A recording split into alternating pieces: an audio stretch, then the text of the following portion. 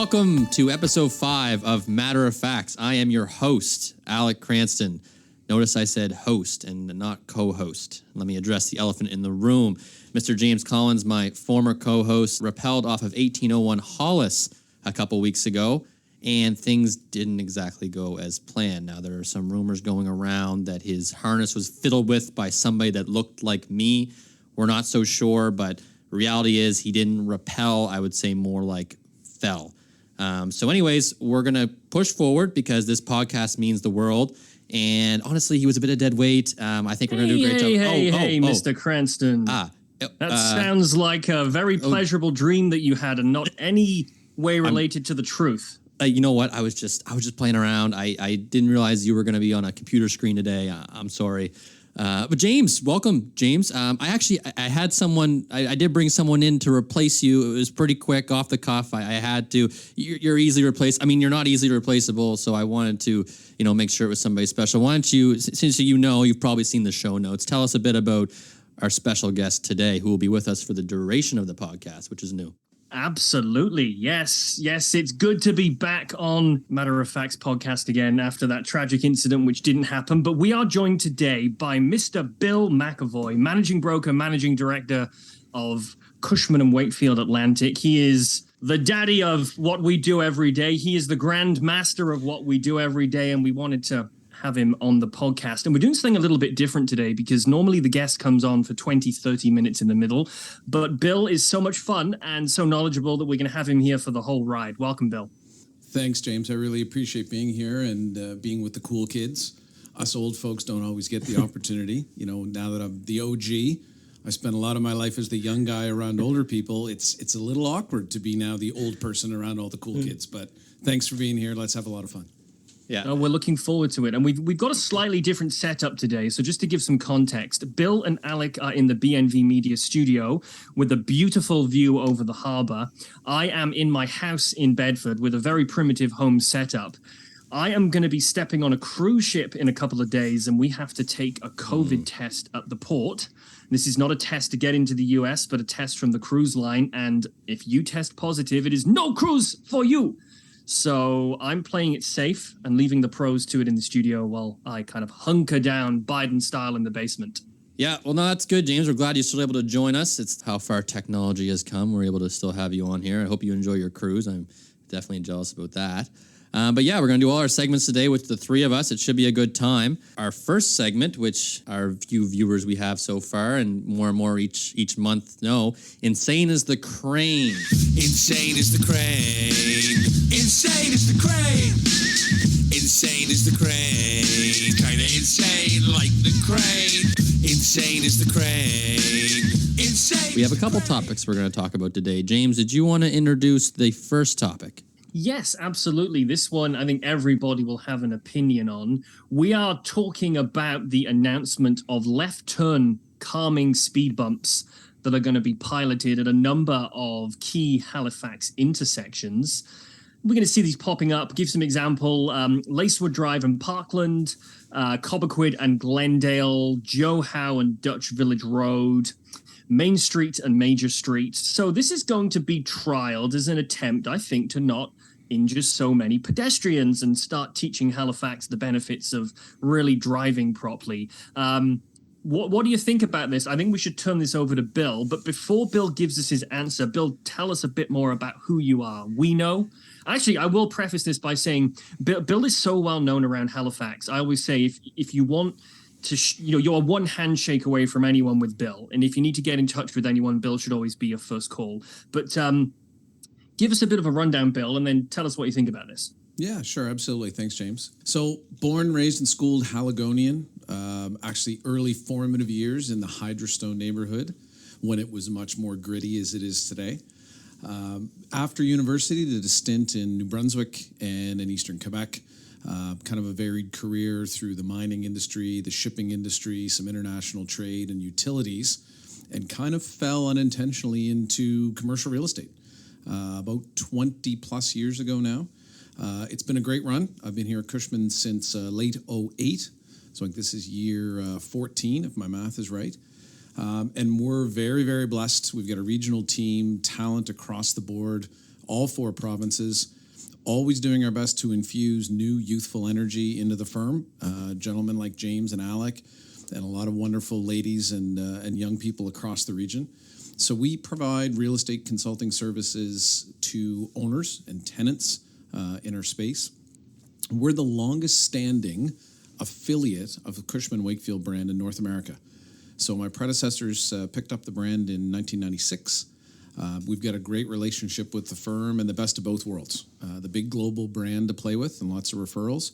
But really, we're a locally owned, community-oriented, fun-filled shop. Alec and James are a great example of that. We do a lot of cool things around the office.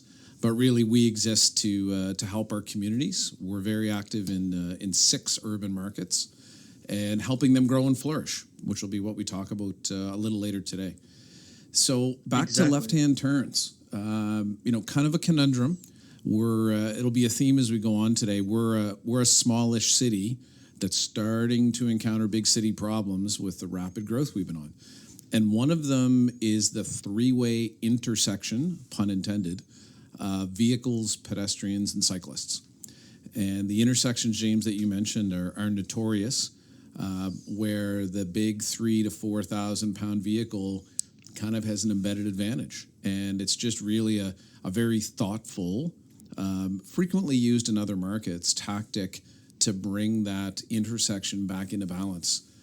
Ideally prevent the injuries, get the pace of the turn down a little bit, keep folks on the regular course rather than corner cutting, and just really bringing a little bit more civility back into these ever more busy intersections. So I think it's a great idea. I'm a big fan of these progressive investments in infrastructure around the city, and I applaud the city for doing it. Yeah, I agree. I mean, I'll be honest, I encounter this problem daily where I live. I live right downtown, corner of, what would that be? I live on the end of Gottingen Street. I'm down by Brunswick, that little intersection by the Metro Center, Scotiabank Center, sorry, and the Orso Pub there. It's a weird intersection, and there's a left turning green arrow, and then it flips to green pretty quickly. And so a lot of times the guys who are going left through that green arrow just keep going left fast when it switches to just green. And that's when pedestrians can cross. I've almost gotten hit multiple times. But if there's a speed bump there, it gives them an extra chance to look and see, oh, shoot, I need to slow down. I like this idea. I think it's needed. It also gets drivers not trying to shoot their way through a red when they really shouldn't be. And it's in the end, it's going to save pedestrians. Because I feel like I've seen way too many articles as of late where pedestrians downtown are being hit, whether it be severely injured or a bump and a bruise. But in my opinion, it's all bad. So I agree with this. I like the idea of this. I hope the pilot works and they put it in a few more locations. I'll adhere to it. I mean, I'm not bad for going through intersections, but if I'm in a rush sometimes, I always look for the pedestrians, but you never know. But adding that extra speed bump just kind of brings down a bit. So I agree. James, are you? What do you think? Are we 2 versus 1 here? Or are you on our side?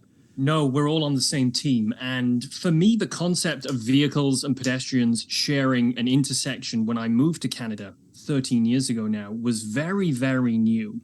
And I remember we'd moved to Dartmouth and I was crossing outside Portland Street Superstore. I'd been in Canada a few days and it's the first time I'd really encountered it. And I almost jumped out the way when I saw this car creeping up to the crossing. What happens in the UK where I grew up and in a lot of places in Europe is traffic and pedestrians are either on or off. So the traffic moves and the lights cycle through directions, but then at some point every 2 or 3 minutes, they stop in all directions and pedestrians cross. So when you're crossing as a pedestrian in the UK, whether it's a multi-way or a single-way intersection, 2-way intersection, you are never, ever sharing the road with vehicles. And that's how I grew up. And then I came to Canada, where as you're crossing, vehicles are waiting to turn and sometimes kind of creeping up a little bit. Or the second you walk past their line of travel, they're creeping behind you and burning through. And that to me is new. So I think this is going to help. It's going to bring the injuries down.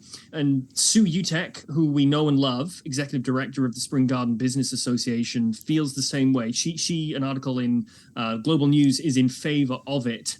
But she has said As an association, we can live with the changes, but it's lack of communication from the city all the way along. The bus pilot project failed because of a lack of communication, and here we are having another implementation with no communication again. And we'll throw back to Bill for this. We've all seen the Spring Garden Road bus trial come and go very quickly. Do you have faith and hope that this pilot will go ahead as planned? Yeah, I do think so, James. I think, end game for Spring Garden, it needs to be more pedestrian-centric. I think the streetscape really helped that with widening the sidewalks. We all remember the old days where everyone would flock to the sunny side of the street and you had people bumping amongst each other with the other side completely empty. So it's worked pretty well. The retailers, are in favor of having more pedestrian-centric pieces. But yeah, James, I think to your point, it was just an implementation issue. It wasn't realistic to expect compliance to, a new program without really significant enforcement. And it's not really great use of police resources to be steering traffic about. It doesn't make sense. So there are some things that'll come in. I do think over time it'll make sense, but calming that street a little bit makes good sense. But like all good things, it just needs a bit more on the planning side before the execution. But we'll get there. We've made some great changes on Spring Garden Road, and it's coming together quite nicely. Some great new people-centric buildings, and we'll get there. We've learned as a city how to try, have a soft fail, and just come back at it again, and that's kind of a good modicum for life. So we'll get there. That's Nice. a positive spin. Yeah. I like it. Okay, we've talked traffic calming. Anything else to add, Alec, or do you want to talk about a cute little boat? Let's talk about a cute little boat. I think we've said what we need to say about the speed bumps. I love the idea. I hope it works out. But cute little boat. Usually we don't do two subjects here, but we were able to save a little bit of time by having our guest on the entire time. Theodore Tugboat, is it Theodore 2? I think because there was two of them. Anyways, they're turning it into an Airbnb. I saw this on Twitter, and I actually saw it on TikTok too, and there was some divided opinions about it. I think it's kind of cool. I don't know if they're doing it for very long. I think it's only for a short period of time. But, last I heard, I thought Theodore was on his way to Hamilton, Ontario. Or is that the other This Theodore? is in Hamilton. So This the is in Airbnb Hamilton. is in Hamilton, yeah. Oh, this isn't even Halifax. What are we talking about? What are we doing this Well, for? I'll tell you why it relates to Halifax. When Theodore went to Hamilton, they agreed to not change the name of the home port. So technically, Theodore is temporarily residing. He's like a university student. He's temporarily residing and sowing his wild oats in Hamilton. Oh. But they have launched this Airbnb listing. It was $22 the first night to coincide with Theodore 2's 22nd birthday. And it sold out in under a minute. And I think the first thing I thought of, and Alec and I had a discussion this morning, and I'll admit I hadn't heard of it till then. My wife came out on the deck and I went, shoot, why didn't we think of that? Now, she convinced me it would not, the longevity of this idea wouldn't be there. But I quite fancy a little floating Airbnb. What do you think, Alex? Bill, you want to team up? What do you think, Bill? Quite fancy. I don't know. There's, for the old music buffs who are listening here, there's a 1973 song by the Hughes Corporation called Rock the Boat. And, I'm just thinking Theodore Tugboat, romantic evening. Like, I just don't see it jiving. Like, I don't think a little teeny weeny tugboat is a place where people are going to comfortably have some rest. I just don't see it. Was it $22 like a head, like per person, and they let a certain amount of people on at once? Is that how it No, works? this is literally $22 for the entire tugboat for one night. But it was a PR thing. You've got to look at the other layer when you peel the onion back on this one. That this is not a long-term thing. They are going to be using it apparently for boat tours and education and water safety training among children. This is nothing but a PR stunt to tell people that the boat is there. $22 for one night for the entire thing, and there apparently are no real plans to make this. That must have anything sold that you out can do. immediately, like for Longer 22, than that, 22 bucks. I mean, I could live there. That'd be great. Yeah, but there's no washroom on Theodore Tugboat. I don't believe there is. Anywhere Washroom over the sides, Bill. surrounds the boat. If you're male, it's a little, That's true. There's a lot of females not comfortable with, the aqua pee. Yeah. It's not that Aqua comfortable. pee, aqua dump. Yeah. No, I It's agree. a good point. It's a good PR stunt. I don't think Theodore ever envisioned this would be happening to him, and he'd have people, cohabiting in there. But whatever, it was cool. Got my attention. Got the attention of Matter of Fax, one of the largest podcasts east of Montreal. So we saw it, And obviously we talk the largest podcast, isn't it, in the downtown waterfront area in the for specific 90 radius. minutes every month. But can you guys think of anything else in in Halifax that would make a really cool Airbnb? Goodness, Citadel Hill. Citadel Hill be cool. Get up in the clock, right up in the clock Yeah. tower, or even down in one of the old prison cells. Oh, that'd be cool. I was thinking boat wise, the what's it called? The Acadia, just down the way there. Is that what it's called? Yeah. I didn't do too well with boats. The CS boats Acadia, whatever it is. Yeah, I didn't do too well with boats last episode, so I had to do a little bit of research before I came in today. That'd be cool. I don't really know what else. Oh, you know what? Down, I'm not sure if it's still there. The old submarine. There was an old submarine that used to hang around the LaHave River by Bridgewater. Oh, really? Yeah, there'd be a hangout. The submarine Airbnb. Is it like would be above fun. ground, or is it sitting in the water? Well, it had been released from Fleet. I think it would needed a bit of work, but you wouldn't have to weld it while there was people in it. Yes, looks like we have an opportunity here. Oh, very good. Well, If anyone can think of any ideas, halifaxpodcast@gmail.com. very good. If we like it, we'll put it on the show, and if we like you, we'll give you credit for it. Perfect. All right, Alan, Yeah. what have we got next? I hear something about Halifax has made a list of the happiest vacation destinations. Was it in North America or Canada? Yeah, so the way it was described was the top 10 U.S. happiest vacation destinations in North America. So I think it's top 10 for U.S. citizens. I think that's the way I interpreted it. And Halifax was number 7 on that list. Vancouver is number 3. But it was kind of cool that we're number 7, top 10 in North America for happiest vacation destinations. And I'm not one bit shocked by that. I get we might not have some of the amenities that these other large cities have, but we have a lot of character and a lot a lot of history here. We'll talk about it later in the podcast as well. In tune with all the new development, but we still have that heritage, that history that we have that I think draws people here. So I'm not totally shocked that it's a top 10 happiest in North America for the United States. Yeah, and there's an interesting observation, and I'm never one to generalize or stereotype, but over the years, I've had conversations with cruise visitors that have been here and also in St. John, New Brunswick. And a lot of the cruise visitors that come here were on small regional boats, at least before the pandemic, coming out of a New York City, coming out of a Philadelphia, and doing a little hop around, getting Sydney, Halifax, St. John, some combination thereof. And the conversations we'd usually end up having was that they found it so refreshing that it was still urban, lots of things to see, lots of places to stop, lots of places to shop. But the constant piece was that it wasn't crazy congested. The air quality was next level. And the one we always hear, which is true, the people's super friendly. So I think there's been a lot of visitors that have come through that path. And I think we have the best of both worlds. I think we have just enough infrastructure and urbanity, if that's a word. But it is the lovely temperate weather. So a lot of these visitors come from places where the humidity is a lot more oppressive. And a lot of these cruise ships come in kind of our shoulder season. Coming in September here. September in Nova Scotia is second to none in the world. Beautiful days, slightly crisp evenings, no crazy humidity, no crazy wind or water. It's pretty cool. And I could see why those visits could be really, really memorable for folks. Yeah, 100%. I got to say, on an off topic, I'm mesmerized by Bill's shirt today. He's got a shirt on that's got dinosaurs, monster trucks, tractors. It's probably one of the cooler shirts I've seen. I need to get a copy of one of those. That's some swag you got wearing today. I'm just trying to stay with you guys. That's all I can do is just set the bar with you guys and do our thing. Oh, perfect. Well, I think, Bill, we're going to show your age. I'm kidding. In the segment coming up after this, I will agree. I'll tell you the interesting perspective I've seen when we had our wedding in. Congratulations. 1,000 years ago now. Congrats. 10 years ago, 2012, we got married. The first and we one brought or a this lot one? of Brits over. The next one? That was my 5th wedding. The 5th wedding to my current wife. Yes. Oh, okay. Was, Your current wife. Was 10 years ago. We brought a load of people over from the UK, and I was very excited to see them being very excited being tourists, because I'd been in Canada a good while by then, and this was home.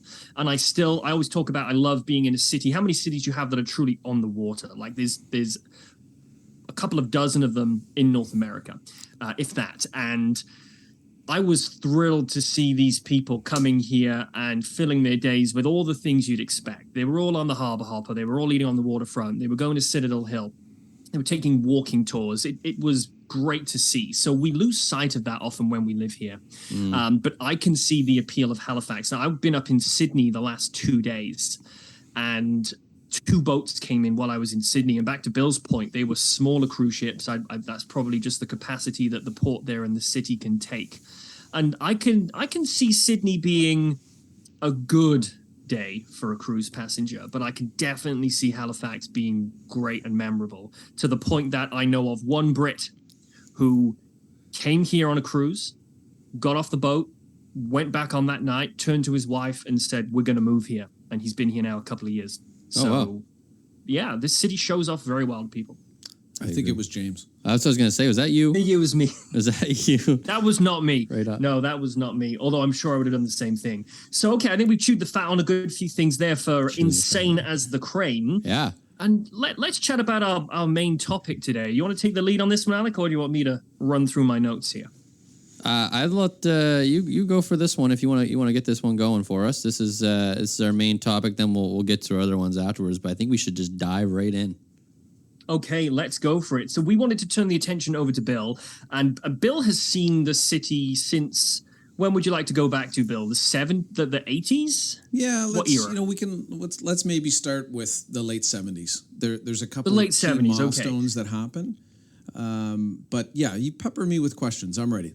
Let them fly. Yeah, absolutely. So we wanted to keep this fairly casual. We wanted to chat to a local guy who's very well integrated with the community on how Halifax has changed and the evolution of the city, particularly for younger guys like Alec. I've only been here 10 years. Alec's only 12 years old, so we have not got as much experience in the city as Bill. The first question we had is, when you were 15, you probably had an idea of, or when you were going into your early adult years, of where the city was going to go, the problems you wanted to see change, the things you thought would be great to have come into Halifax. Looking back on that now, were your assumptions correct? And if not, how have they differed? Yeah, and maybe I'll set it up a little bit with, the history that I would have more so read and understood, but kind of led us to that point. So I'll give my age away here, but we're talking mid-'80s when I would have been 15. And you could still see the remnants of old Halifax around. So, our waterfront was, a little sketchy, for want of a word. We didn't have a boardwalk. We still had mostly working piers, right from where the Port Authority is up to where Purdy's Wharf is. We really weren't, I'll call it ocean-centric at that point. And we were a little stale. Our food and beverage establishments were all kind of the same. Our archaic liquor laws were still kind of prevalent. You couldn't get a hard liquor drink in a place where they had draft beer, which was very bizarre. But there weren't a lot of ethnic food options for us. It was still kind of a meat and potatoes town. Our entertainment was pretty limited. We were even less of a concert venue than we are today. So I think for somebody at mid-teens, the aspiration was either to get to a place to set yourself up for life that had more to do and more things, or maybe your city would grow into that role. And I think there's a series of events, and I'll let you field through the questions, and I'll kind of weave through the things that I thought about. But I think in the mid-'80s, we were starting to come out of the fog that was the old identity of the city. We were built around the military. We were built around a shipping port. We haven't lost those things. We still have a highly productive, really important economic engine in the port. We're still the East Coast base for Canada's naval fleet. And we have great educational infrastructure. But I think we've really spread our wings and got into a lot of things that are tangential to that. That has helped us bring new people in with new thought processes that have given us a myriad of entertainment options, a really robust economy, and a new vibrancy, around the downtown and around a whole series of secondary community neighborhoods that I would hope we would find. And I think we found them in spades, over the last 35, 40 years. Yeah, no, you mentioned it when you first introduced yourself about, coming from the gritty, when you grew up in the gritty area, and how things have changed in that way. And there are some areas that were once gritty that are now highly sought after areas. I mean, I talked to my old man about it, and like what Lower Water Street used to be at one point in Agricola, and I quote what he said about Agricola was, back when he was a kid, you wouldn't walk down Agricola with a bazooka, and now, it's got new buildings going up, apartments are there. Even when we work in commercial real estate, you got a retail client you're going around with, and they always bring up, Agricola. Like, I want to check out Agricola. What's there? Is there anything available? Well, actually, no, there's not, because everyone's got it leased up, because it's such a popular spot to be right now. All the food joints that are there. And I mean, I was born in 1997, so I don't think I truly saw the transformation. But for something like that, maybe we'll say specifically that area, when did that shift start to happen, where it turned into a spot where people wanted to be rather than something people would avoid? Yeah, there's a couple of things, and it's a great point, and you can tell your dad, who I know a little bit, he isn't cool enough to roll on Agricola now. He's not hippie enough. He's not hip enough to be like, no, go back, get off Agricola. But, I think when you look at what the North Peninsula was for the longest time, before a Burnside Park, it was our light industrial zone. And you look at the things that existed around Gladstone Street, Kempt Road would have had a variety of uses over the years. There was dumps back there. There was all kinds of different things. But, one of our long-standing North End establishments has been the Olin's Brewery. And things that were around the brewery, a lot of employment, a lot of people lived near where they worked. The active dockyard and the shipbuilding and the military. Really we were, like most cities, much more centered around the employment nodes. There weren't people doing, the commutes from the bedroom communities. That's something we kind of grew into over time, which allowed these neighborhoods to evolve. Yep. So, when I was born in the Hydrostone, when I was young, the Hydrostone had, kind of a rough and tumble pizza place, an actual dry cleaner, that you don't find so much anymore, a hardware store that was locally owned. There's a lot of people now of my parents' vintage that laugh that, when you see a Starbucks in the Hydrostone, there's a full pivot. People would have laughed at paying $4 or $5 for a coffee. That would have been ridiculous. Like, yeah. who would do that? And now the place is lined up out the door. And, what's really happened is people now aspire to and espouse a really compact lifestyle again.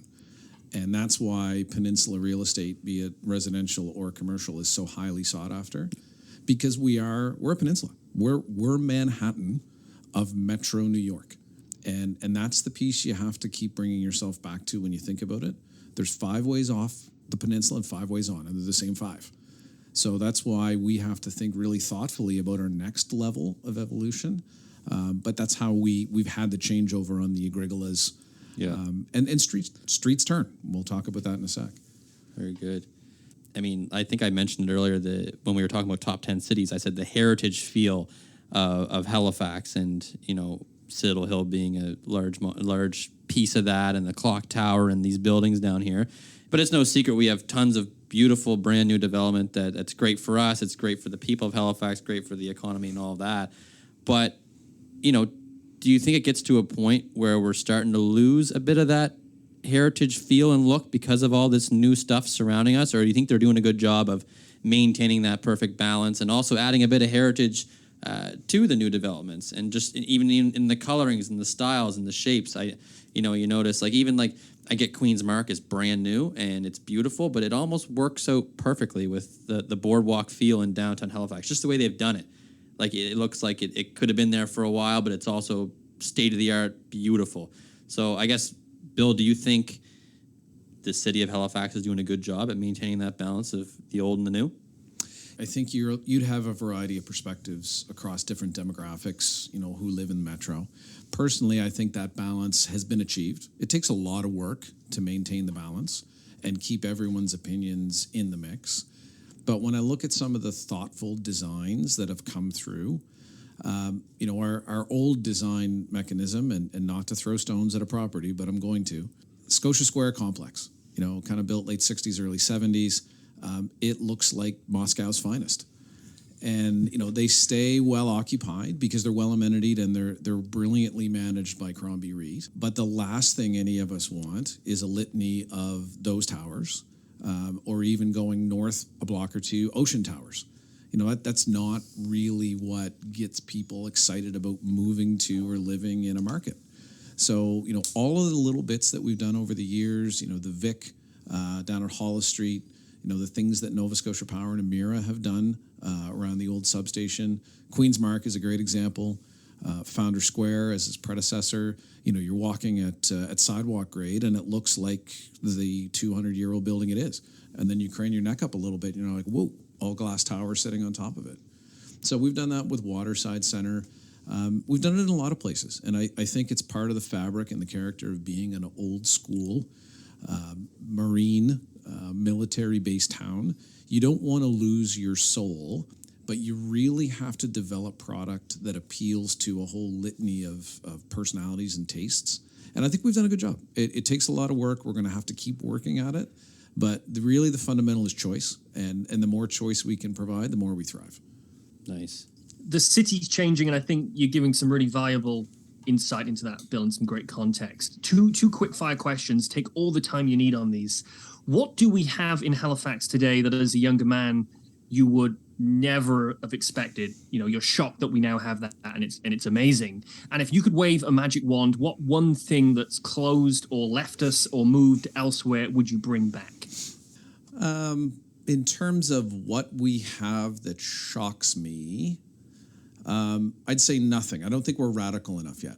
Like, we haven't brought in an aquarium, which I think we really should have. We haven't brought in an open-air stadium other than the Wanderers grounds, with a little hat tip to my good friend Derek Martin. Great job in activating green space, accessible by all, for a product that fits the venue. So great addition to what we've done in the city. I think, James, in what I miss that doesn't exist anymore, I could start listing all the bars from the 80s and 90s. We miss J.J. Rossi's, we miss Peddler's Pub. But I think generally we've done a pretty good job of keeping the good and letting the less than good kind of live their life cycle. So I think the only thing I might miss is maybe Wheelies, the roller skating barn north end of Windmill Road. For those of my vintage, it was the place around that age 15 world. But yeah, I can't say, James, that I really yearn for anything. We will add more infrastructure when it's right. I can tell you the move of our professional hockey team from the Forum to the then Metro Center in '79 was a game changer. The Forum is a wonderful old barn, but if we didn't have what's now Scotiabank Center, we would not have had 50 concerts. We would not have had the major junior hockey product that we have, which is really integral to who we are. We wouldn't have the professional lacrosse, which I'm a huge fan of and a season ticket supporter. The Thunderbirds are a wonderful product, and they're great in the community. And I do think we will get another basketball product back here. I salute all the entrepreneurs that went so far to, resurrect that Hurricanes club, which became, the Rainmen that became the Hurricanes. And before that, we had the Windjammers in the early 90s. So we are a basketball town, and we'll figure that out. But the infrastructure we have fits who we are. And we'll add more when the time is right. We're pretty thoughtful that way. So I guess those are my two thoughts, James. I hope that answers those pretty well. That's useful. And it leads us to the next question for me. Where do we go from here? So we're seeing a lot of gentrification on the peninsula. Essentially, it is full. Certain people in this city believe, with West Bedford growing as it is, that the shift to may call it the new downtown could be the Bedford area. What's your take on this, Bill? Because as you know, in our industry and just out on the streets in general, we have different perspectives from everyone. And I think we'd love to hear yours. Yeah, I'm going to go back in time to talk about the future. So kind of the two seminal moments, at least in my lifetime, for the development of the Halifax that we know and love are, number one, the not doing the Cogswell Interchange and Harbourfront Highway. So that was really, really key. It's taken us, 50 years to undo it. But as we undo that, that is going to change the peninsula, exponentially. We can't even collectively fathom what that does for the fabric of the downtown. Reintroducing, 8 development parcels, bringing another several thousand people into the core in a variety of housing types is really, really tremendous. The other one we don't talk about enough is the power of the amalgamation in 1996. So for someone of my vintage, I grew up in an era where the city of Halifax was effectively the peninsula and a few drippings through Fairview Clayton Park. And it was run in a certain way. In the Halifax County, which was everything around the outside, was a bit of the Wild West. And, some of the planning rules were a little bit different. Over in Dartmouth, very, very proud, but they were the city of Dartmouth with their own public works, their own council, their own mayor. Gloria McCluskey served well for a long, long time there as the mayor. And then you had this other little piece, which was Bedford, the town of Bedford. And I'm really going to make everyone giggle here. If you can picture when you've been to the U.S. and you've seen state troopers with the flat Stetson hats, well, that's what Bedford had. They had their own police force with powder blue police cars and Stetson-hatted constables. And it was seriously worth going to Bedford to see this show. They were the best policed jurisdiction in Nova Scotia. But really, when we merged and melted these four communities together, there was a lot of gnashing of teeth. There was a lot of anger. But it's what really catapulted the city to the next level of evolution. And if you look at our brethren around Atlantic Canada, amalgamation there would have served those cities equally or better. And the reason that we have grown at the pace we have since 96 is because of amalgamation. It's about one single focus on economic development, one single focus on city planning. So Bedford is a really important mainland suburb and a really important fabric of the city. Will it replace the peninsula? Never. It's really, if you want to use that New York analogy I've been using a lot lately, it's the Connecticut of Metro New York. Lots of fun things happening there. Lots of employers, it fits their business well to put their office there. But really, you're never going to change Manhattan. And the peninsula is Manhattan. It will always be the more expensive real estate. You can live a very different life here. And you can live a car-free or car-light existence. And the investments that the city is now making in transportation reserve, more bus lanes, more bike lanes, those are the things that big boy cities do. And I'm happy to see those happen.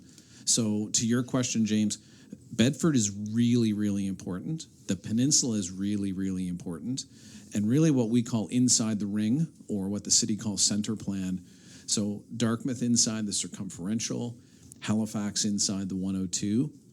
Those are the growth nodes. And the infrastructure going in place will allow them to behave like the peninsula, which is really the key to the vibrancy of the city over the next 50 to 100 years. We're always going to have people that want to live a life on the outside, and I'll take the difference in apartments. For about the same price, you can get an apartment, in Hollis or Water or the like, with no parking spots, and your unit's under 1,000 feet. And that's the life you want to live. You have unbelievable walkable amenities.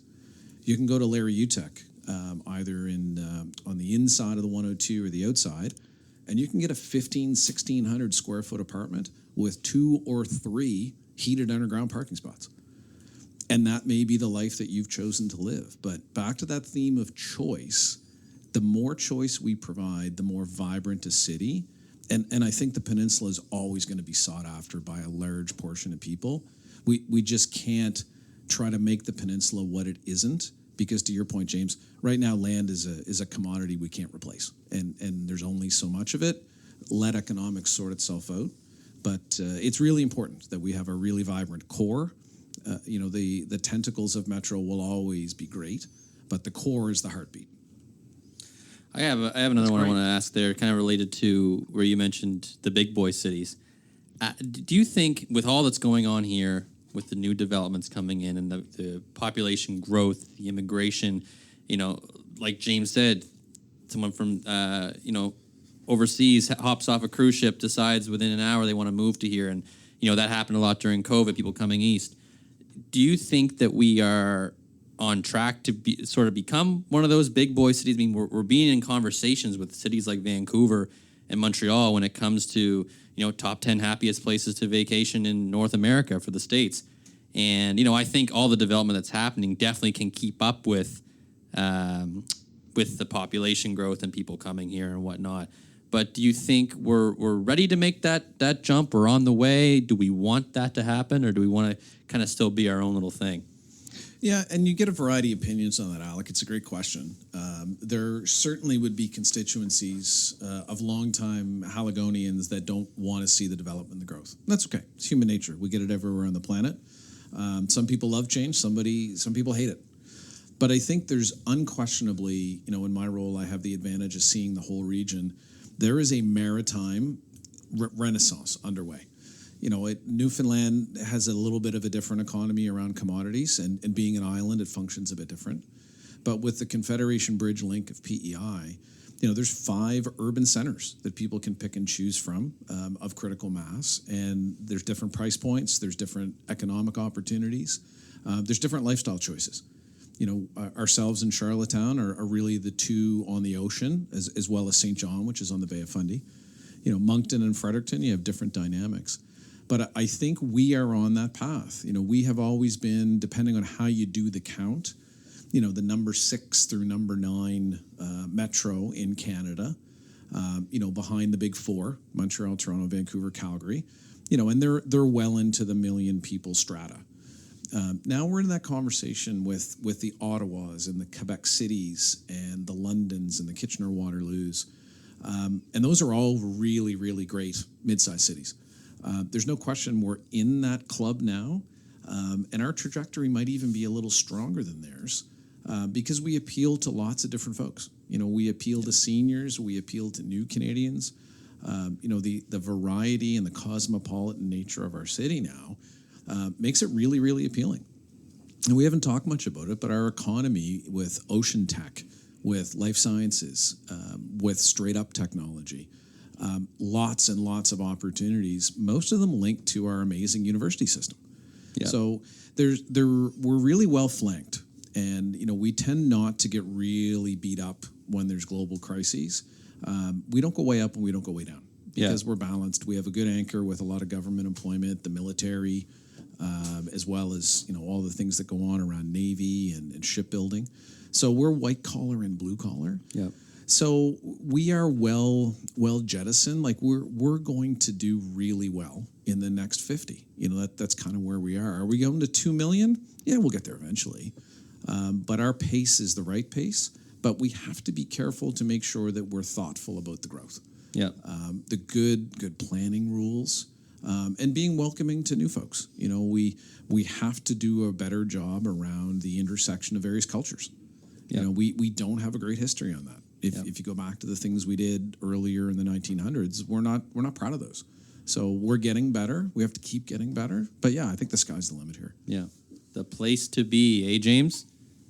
I agree. That was really great, Bill. Thank you so much. We would love you to stay for the rest of the podcast. We've got plenty more of your brain to pick. We're going to move now into Alec's favorite. You better get your voice ready to sing. It is New Kids on the Block. Step by step, ooh, baby, gonna get you, girl. Alec, you have a connection to the new kid of this month. Tell us about it. I do. Good friend of the podcast, good friend of Cushman in Wakefield. Flora James' shop will be opening up at 2011 Brunswick Street, the former location of Inkwell, modern boutique. So she's actually opening up. Her name is Bria. She's opening up this Sunday, September 4th, I believe, 11 a.m. It's a really cool little shop that's going there. It's like a mom and baby style shop, but more so geared towards you can come and shop. You can hang out. You can have a coffee. There's a play area for the kids. You can do crafts. The moms can hang out. You don't even have to buy anything. You can just come and chill if you're going for a walk downtown. So they'll sell products like skincare, pottery, and sustainable children's toys. Lots of really cool stuff. And everything's going to be eco-friendly. She'll be bringing in different vendors to sell their clothing, vintage clothing, and baby clothing and stuff like that. They're also going to be hosting some really cool creative workshops where she's going to bring in local creators to kind of host these shops. And, you might pay by a ticket or by donation. It'll go to a charity or like a social economic cause, an environmental cause, or an animal rights cause. So it's pretty cool. It's a cool little shop. It's a nice replacement to what was once there. It's a nice addition to Brunswick Street, and it kind of provides this new cool space, I think, that Halifax doesn't have for the mom and the baby to go and hang out and to chill. And she's not about you need to come here and buy this and buy that. She's very welcome to all ages, all genders to come in and have a coffee, have an espresso, play with the toys in the toy area. The moms can hang out. Like, I think it's cool. It's cool. It's a brand new business. She it's been a dream of hers for a long time now. We were helping her find the space, and it took a while. We checked with a few spots, but in the end, this is where she landed, and she couldn't be happier. And opening up coming soon. So I'll be checking that out for sure. That's my New Kids on the Block. Well, it sounds very valuable. I like the charitable aspect. Admittedly, Alec and I, as childless individuals, should probably ask Bill. Now, Bill's children are a little older, but do you think this is a valuable thing for the city? I'm sure you do. 100%. I think the more local options that we have for new parents or experienced parents, always a good thing. To me, no disrespect to our friends in the big box retail business, I would way much prefer to stay downtown, support someone local, build a bit of a relationship, get access to new products, and not have to drive my car all over the moon and try and find a spot in a big windy parking lot field. So yes, as a, I guess, existing and recovering parent, I think this is a great thing. No, it's awesome. I'm excited to go check it out. I'll be there. I know Jenna and I will be buying some stuff for the niece there. Shout out Maddie B. But we'll be there. What? That was quick. I didn't know where you were going with that. Oh, the niece came I in thought late. Alec was going to make a big announcement. Big announcement on the Matter of Fax. 9 episodes from now, Alec will not be here. I was very excited. Oh, geez, I didn't realize. I saw Bill kind of creep up like that, and James's eyes kind of got big there. Oh, that'd be something for me to announce that on this podcast, eh? Wow. You never know. You never know on the podcast. But so we'll be checking. I was just excited because I figured you gave me all your real estate deals to run. Oh, yeah, you can take care of all of them. You can take 75% of the fee, and you can be the godfather. Yeah, he'll cover your paternity leave. Hey, perfect. There we go. I know James would cover me for something like that. But great New Kids on the Block. Wanted to give her a shout out. She's been working hard for a long time to make this happen. It's been a dream of hers. Flora James Shop, opening at 2011 Brunswick Street this Sunday the 4th. Check it out. Boom. Good luck. Yeah, very good. Good luck. This brings us to the last segment, and the one we probably have the most fun with on Matter of Fax, and we're thrilled that Bill can join us, and we want everyone's dirty opinions on what's coming up. It's Dylan Curry's favorite. It is the Reddit Roundup. Reddit Roundup. Reddit Roundup. Haligonians losing their minds over minor inconveniences. It's playing right now. You just heard the Haligonians. James actually picked this one out late at night. He sent me a message around 11:30 p.m., I think it was, with this option. So tell everybody what it was. I had just returned from Sydney, and this one I have some very strong opinions on. So this was a Reddit post that was launched. It was in the middle of this month, or last month by the time you're hearing this, the middle of August. It was one of the most popular of the month. The user has since deleted their account, so we can't give them a shout out, but it simply says, if you take transit and wear heavy perfume or cologne, you're a dick for forcing people with allergies to be in a confined space with your stench. And what exploded was just a bomb of opinions. This was a catalyst for hundreds of people running to Reddit, mainly getting off topic, as Reddit does. We'll go through some, I suppose, to kickstart the conversation between us gentlemen today. The most popular comment was from Gremlin 1969. It was the predictable one. He said, or at the opposite end of the spectrum, BO. Then some opposing points, some people disagreeing, lots of people agreeing. Canadian Goose Rage said people should just shower instead of covering up their stink with more stink. There was some slightly more classy opinions.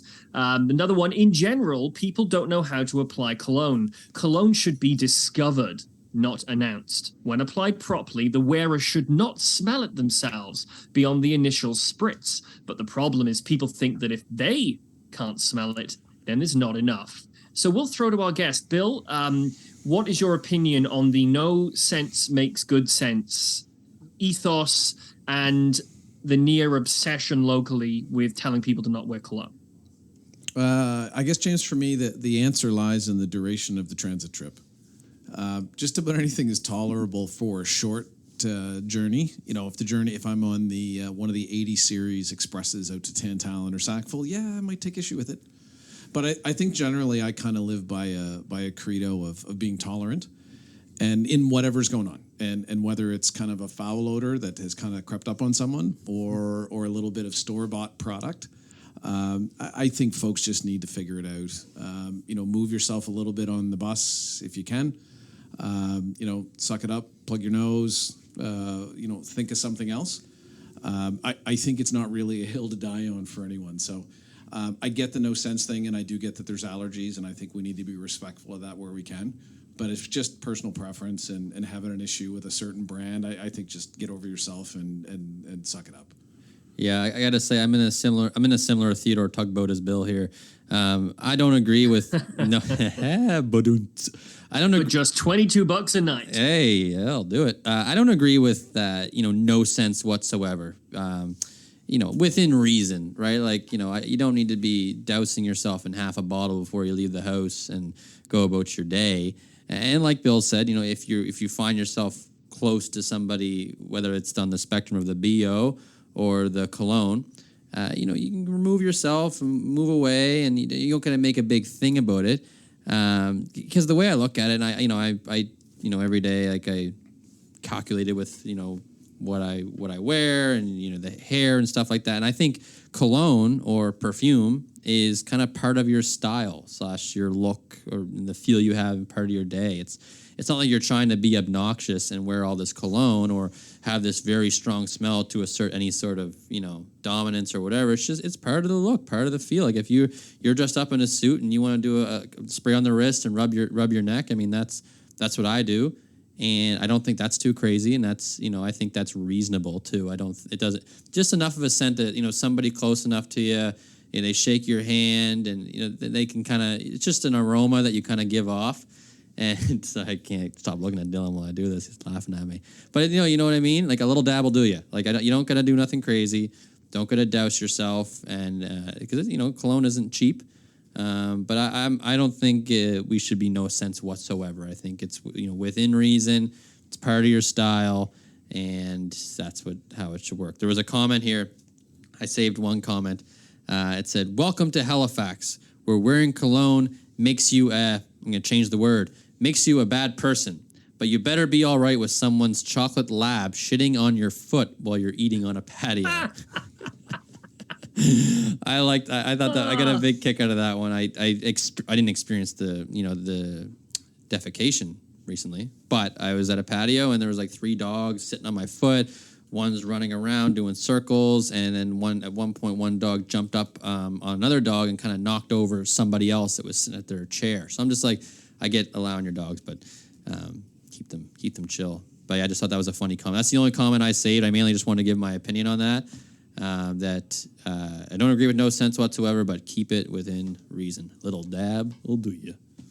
Yeah, it's subtlety, right? Subtlety's the key. And I spend a lot of time on this podcast reminding people I'm not from here, and I like to think it brings a different perspective. But I've enjoyed watching friends and family come and stay with my wife and I from the UK. And one of my things I do, even though we live in Bedford, is drive them to Alderney Landing and say, we're going to go to Halifax on the ferry because that's how you need to experience it. We want you to go home and say, we went on this ferry and it was really cool. And I've had people laugh when, I'm not sure if it's there anymore, there used to be signs that said, if you're wearing a scent, we suggest that you take another form of transportation. And I've seen an elevator that says, if you're wearing cologne, we would recommend that you use the stairs. And where I grew up, this is, I go back to the UK pretty frequently. This is just not a thing. I think it's somewhat unique to where we are, that there is this obsession, and you see it, in government buildings as well, with the no sense makes good sense culture. And I would love someone to be doused in cologne rather than smelling of body odor. At the same time, at the gym particularly, I don't like it when people mask the fact they haven't washed by soaking themselves in $3 Axe cologne. It's kind of both ends of the scale. But let's blow this open to a slightly wider, and we'll throw it to Bill. About this culture of no sense. I'll make one quick digression first. We know someone, I won't name them, who had somebody in their office who'd never shown any signs of allergies before, and they came in with the no sense policy. Our friend went in wearing cologne one day, and this lady stood up, pushed her chair in, and said, "I am allergic to that, and I can no longer work," and took the rest of the day off paid. So, Bill, what do you think about the wider culture of no sense? I don't know. I'm still stuck with Alec and the dog poo on the shoe. It's pretty good, which kind of leads to another really interesting tangent if we want to go there, which is around flatulence. Like, there's an odor that we can't necessarily control. Can we ban flatulence? Like, how's that all going to work? That's a good point. Not thinking about that. Right. But I do think, James, back to your question about, no sense as a policy related to employment. I think if there is a bona fide health issue in an enclosed workspace, I would be absolutely of a mind as an employer, if we had a situation with an employee, we would want that honored and respected, and I think that's an important piece. But it needs to be broadcast and known, and give people a chance to know, i.e., the gentleman that came into the office with cologne on probably should have been forewarned and requested that on that given day he stand down on the smell shower, like just do it a little different. But I do think it's back to what we talked about. It's moderation and reasonableness and respect. I think there are people with bona fide allergies that should be respected and taken care of. But generally, we can't expect people to respect those if we haven't disclosed to them up front. I think it's too much to presume that every workspace has an employee or an occupant that has an issue, because to Alec's point, it's about choice and style, and the vast majority of the planet does not have prohibitive rules around fragrance, be they good, bad, or indifferent. Yeah, there was a few comments actually that's good. on the Reddit roundup about flatulence as well, so it's funny he brought that up. There was a few comments, but like the thing with that one is that it dissipates you'd hope it dissipates after about 30 seconds or so. Dissipates? Is that the word? No, I think it's dissipate. Dissipates. What's dissipate mean? Nothing. It doesn't mean anything, Alec. Like, that definitely was not the blue nose. Oh man! Every episode there's something I say that just isn't a real thing. Dissipate, that means something. I guarantee it does. New segment, James. New segment. I think you made that up. Things Cranston the Cranstonisms. Yes. Dissipate. Shit. Yeah. I'm going to jump in here even... because an engineer extraordinaire, Mark, has a clip for us. And normally we play something from The Office, but we're going to stick with the Steve Carell theme this month, even though he's not in this particular scene. But there is one cologne and one scent that I think we need more of. Take it away, Mark. It's called Sex Panther by Odeon. It's illegal in 9 countries. Yep, it's made with bits of real panther, so you know it's good. It's quite pungent. Oh, yeah. Pungent. Ooh, it's a formidable scent. It stings the nostrils. In a good way. Yeah.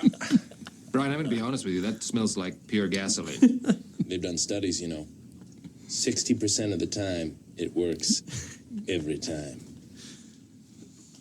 Oh, that's good. That's good. What was that called? Sex Panther?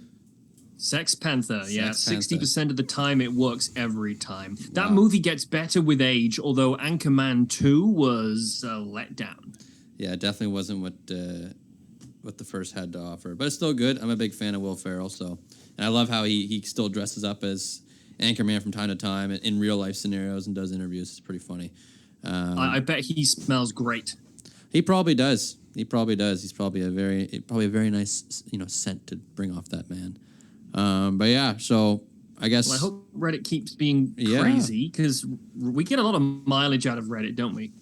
Yeah, I'd say so. I mean, there's lots of options on there. Like, there was more than just this that we could have talked about, but we got to pick one.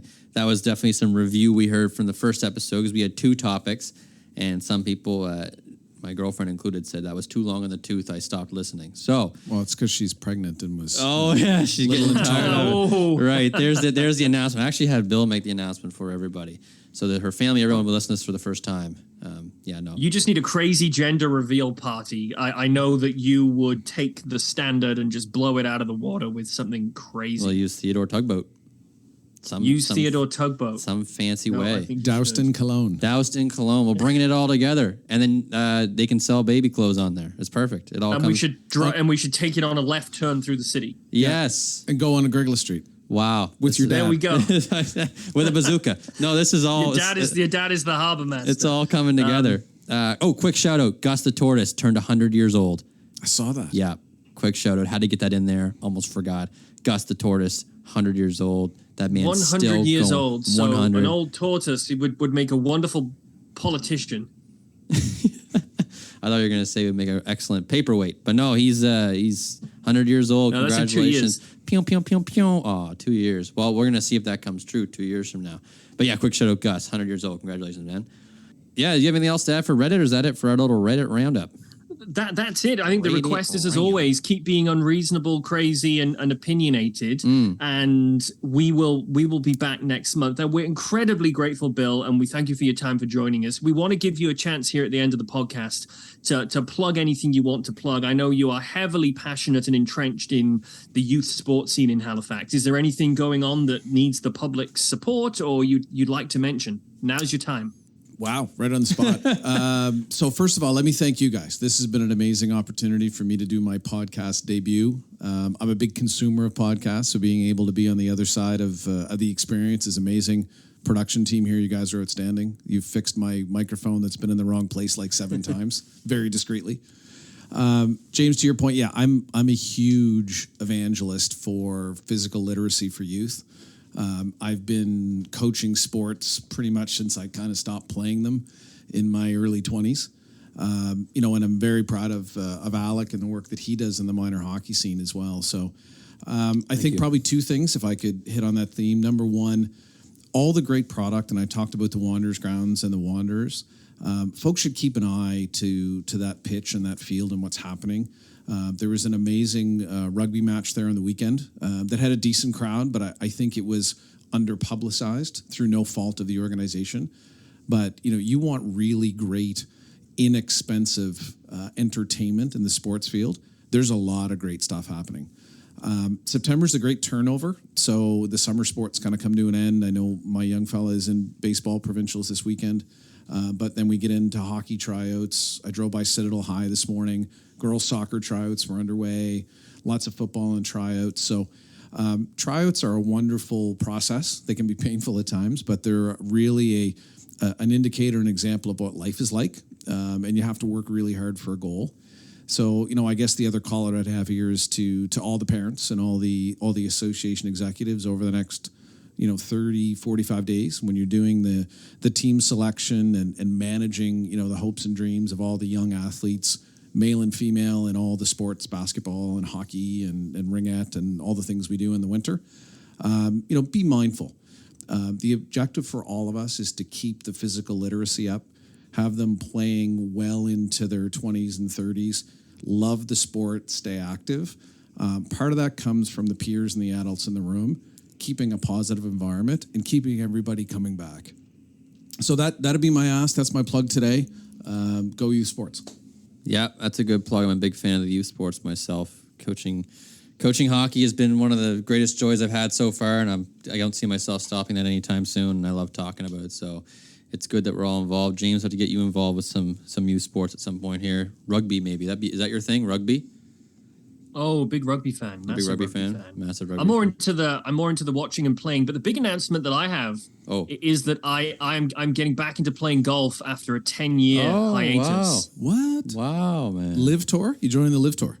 Wow. So joining the Live Tour, exactly, and all the controversy there. But the story with me in golf is when I met my wife, they're a big golfing family, her side. She's like, you better at least say you play golf. They'll start respecting you quicker. And they're a military family, so respect is earned.